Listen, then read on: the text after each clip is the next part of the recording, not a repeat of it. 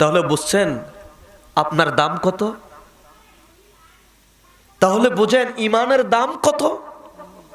একজন ইমানদারের জন্য তাম পৃথিবীটা আল্লাহ রেখে দিবেন।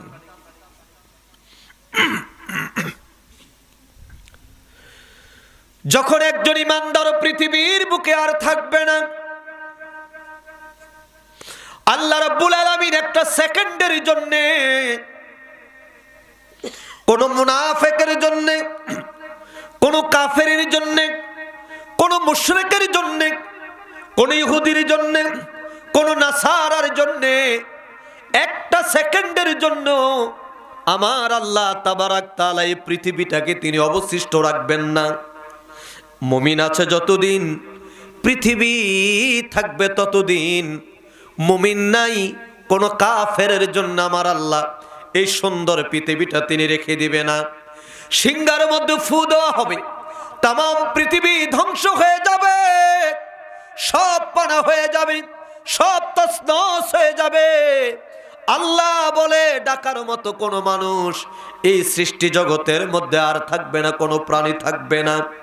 কিন্তু একটু মজার বিষয় হলো, যখন আল্লাহ বলার মতো এই সৃষ্টি জগতের মধ্যে কেউ থাকবে না, সেদিনও আপনার নবী, আমার নবী, কুল কায়নাতের নবী, সাইয়্যিদুল আম্বিয়া, নবিউল আম্বিয়া, ইমামুল মুরসালিন, খাতামান নবীন, রাহমাতাল লিল আলামিন, আমার নবীর শান, আমার নবীর মান, আমার নবীর দুরুদ, আমার নবীর ইজ্জত, আমার নবীর হুরমত, আমার নবীর মর্তবা, আমার নবীর জিকির একটা সেকেন্ডের জন্য বন্ধ হবে না।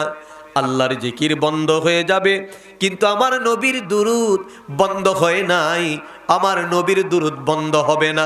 বলবেন ভাইজান, আল্লাহর জিকির যখন করার কেউ না থাকবে, আল্লাহু আকবার বলেন, যখন আল্লাহর জিকির করার মতো কেউ থাকবে না, তাহলে তখন নবীর দুরুদ কে পড়বে, কে নবীর দুরুদ পাঠ করবে?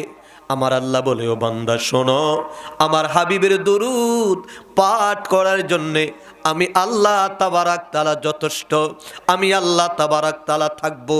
আর আমি আল্লাহ তাবারাক তাআলা আমার নবী, আমার হাবিব, আমার বন্ধু মুহাম্মাদুর রাসূলুল্লাহ সাল্লাল্লাহু আলাইহি ওয়াসাল্লামের দুরুদ আমি আল্লাহ পাঠ করি। আল্লাহ কেমন ভাবে পাঠ করেন? আল্লাহ বলে, ইন্নাল্লাহ, বলেন, ইন্নাল্লাহ ওয়া মালাইকাতাহু ইউসাল্লু